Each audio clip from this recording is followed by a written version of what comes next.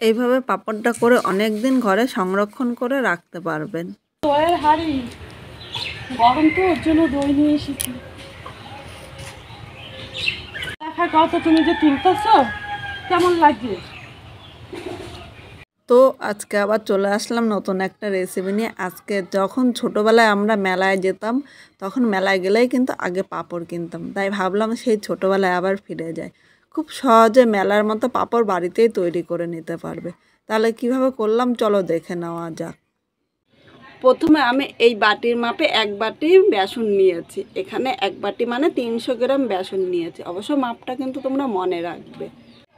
যতটা বেসন নিয়েছি তার 3 ভাগের 1 ভাগ ময়দা নিয়েছি, মানে 300 গ্রাম বেসনের জন্য 100 গ্রাম আমি ময়দা নিয়েছি। তোমরা এই মাপটা ঠিক রেখে যদি পাঁপড়টা করো, তাহলে পাঁপড়টা কিন্তু একদম পারফেক্ট দোকানের মতো হবে। এবার হাফ চামচ আমি গোলমরিচের গুঁড়ো নিয়েছি। সামান্য লবণটা কিন্তু পরিমাণ একটু কম নিতে হবে। লবণটা যদি একটু বেশি না হয়, তাহলে পাঁপড়টা করলে যখন পাঁপড়টা শুকিয়ে যাবে তখন কিন্তু কটা লাগবে, খেতে একদম ভালো লাগবে। এবার নিয়ে নিলাম হাফ চামচ কালো জিরা। প্রথমে এই শুকনো উপকরণগুলো একবার এইভাবে মিশিয়ে নেব। বন্ধুরা, তোমরা ভিডিওটা স্কিপ করে না, ঘরে থাকা খুব অল্প উপকরণ দিয়ে আজকে এই মেলার মতো কিন্তু পাঁপড়টা তৈরি করছি। এখানে সব শুকনো উপকরণগুলো মেশানো হয়ে গিয়েছে। এবার এখানে আমি 2 চামচ সাদা তেল নিয়ে নিলাম। যদি বাড়িতে সাদা তেল না থাকে, তাহলে এর পরিবর্তে তোমরা সর্ষের তেল দিয়েও কিন্তু করে নিতে পারো। এখন সব শুকনো উপকরণগুলো আর একবার আমি ভালো করে মিশিয়ে নেব। ছোটোবেলায় যখন মেলায় যেতাম, মেলায় গেলেই কিন্তু 5 টাকা দিয়ে আগে পাঁপড়টা কিনে নিতাম, আর পাঁপড় খেতে কিন্তু দুর্দান্ত লাগতো। সেই ছোটোবেলায় কিন্তু আজকে আবার ফিরে যাচ্ছি। আর এত সহজভাবে করা যায়, তোমরা একবার দেখলে খুব সহজেই কিন্তু বাড়িতেও তৈরি করে নিতে পারবে। এখানে সব শুকনো উপকরণগুলো ভালো করে মিশিয়ে নিয়েছি। দেখো তেলটা কিন্তু খুব সুন্দরভাবে মিশাচ্ছে, একটুও দানা দানা ভাব নেই। এখন আমি যেই বাটির মাপে বেসন ও ময়দা নিয়েছি, সেই বাটির মাপে 1 বাটি জল নিয়েছি। কিন্তু পুরো জলটা একসাথে দেবো না, এইভাবে অল্প অল্প জল দিয়ে আমি মেখে নেব। আর পুরো জলটা একসাথে দিলে কিন্তু অনেক সময় নরম হয়ে যেতে পারে, তাই এইভাবে অল্প অল্প জল দিয়ে মেখে নিতে হবে। খুব বেশি শক্ত বা খুব বেশি নরম কিন্তু ডো আমি তৈরি করব না। ডলে ডলে বেসনটা ভালো করে মেখে নিতে হবে, আর মাখাটা যত সুন্দর হবে পাঁপড়গুলো কিন্তু ততটাই ভালো লাগবে। বন্ধুরা, এখানে বেসনটা মাখা হয়ে গিয়েছে। আর একটা জিনিস আমি এডিট করতে গিয়ে দেখছি, এখানে আমি যে বেকিং সোডা দিয়েছিলাম হাফ চামচ, সেই ভিডিওটা স্কিপ হয়ে গিয়েছে। আমি তার জন্য দুঃখিত, তোমরা একটুখানি বুঝে নিও। মানে এই জায়গায় এর সাথে কিন্তু হাফ চামচ বেকিং সোডা দিয়েছি। 1 বাটি জল নিয়েছিলাম, দেখো 3 ভাগের 1 ভাগ জল লেগেছে, পুরো জলটা কিন্তু লাগেনি। একটা ঢাকা দিয়ে 10 মিনিট রেখে দেব। 10 মিনিট পর আবার চলে এসেছে। এখন ঢাকনিটা তুলে নিলাম। এখানে দেখো মাখাটা কিন্তু অনেকটাই নরম হয়েছে। মাখাটা যত সুন্দর হবে পাঁপড়টা কিন্তু ততটাই ভালো হবে। এবার আমি বাটিটা সরিয়ে নিলাম, এর মধ্যে আরেকবার একটুখানি ভালো করে মেখে নেব। আমি 10 মিনিট রেখেছি, তোমরা ইচ্ছে করলে কিন্তু বেশিও রাখতে পারো। আমি আরও 2 মিনিট এইভাবে মেখে নিলাম। এবার হাত দিয়ে এরকম গোল করে নেব, মানে একটা রোলের মতো তৈরি করে নিচ্ছি। এখানে এরকম একটা রোলের মতো তৈরি করে নিয়েছি। আর এখানে দেখো একটা ছুরি নিয়ে নিলাম, ছুরির সাহায্যে এইভাবে আমি কেটে নেব। এইভাবে কেটে নিলে কিন্তু প্রতিটা পাঁপড় সমান হবে। এবার আমি হাতের সাহায্যে এইভাবে একটু গোল করে নেব। দেখো এইভাবে আমি সব কয়টা লেচি গোল করে নিচ্ছি। আর আমি যেইভাবে করছি তোমরা যদি সেইভাবে করো, তাহলে প্রতিটা পাঁপড়ই কিন্তু খুব সুন্দর হবে। এখানে সব কয়টা লেচি তৈরি করা হয়েছে। এখানে আমার মোট 9টা লেচি হয়েছে। এখন এই লেচিগুলি আমি একটা প্লেটের মধ্যে তুলে নিচ্ছি। এই চপারের উপর এরকম একটা প্লাস্টিক নিয়েছি। এরকম একটা প্লাস্টিক নিলে পাঁপড়গুলো আমার বেলতে সুবিধা হবে। এমনি সময় পাঁপড় যদি আমি চপারের উপরে বেলি, তাহলে পাঁপড়টা কিন্তু চপারের সাথে লেগে যেতে পারে। এবার এই প্লাস্টিকটা আমি এইভাবে করে নিলাম। আমি বেলনি দিয়ে বেলে নেব।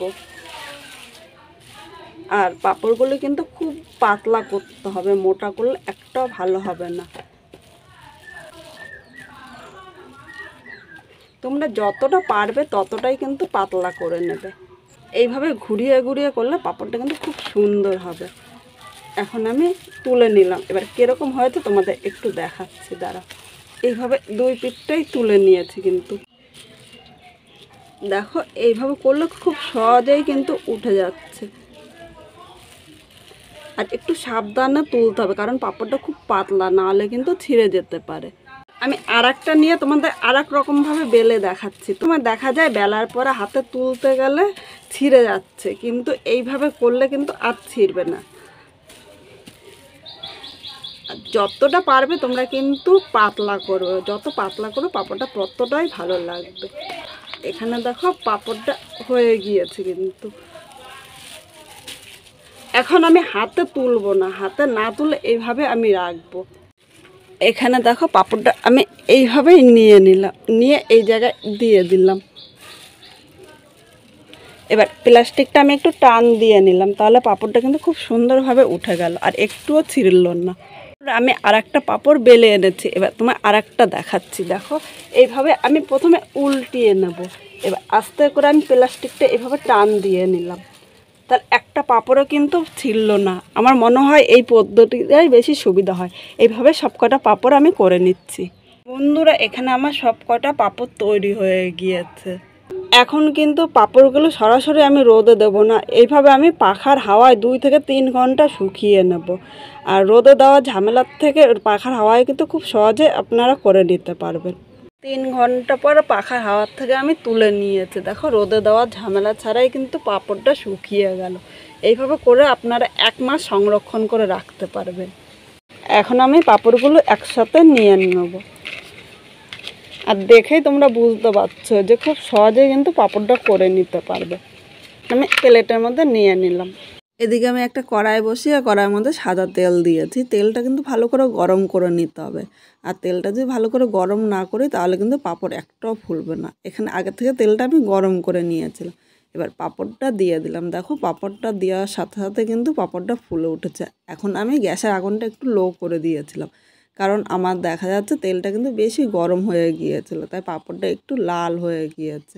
এই জায়গায় কথা বলতে বলতে পাঁপড়টা ভাজা হয়ে গিয়েছে। এখন আমি তুলে নিলাম, আর একটা পাঁপড় ভেজে দেখাচ্ছি। এখন তেলটা কিন্তু আর গরম করব না।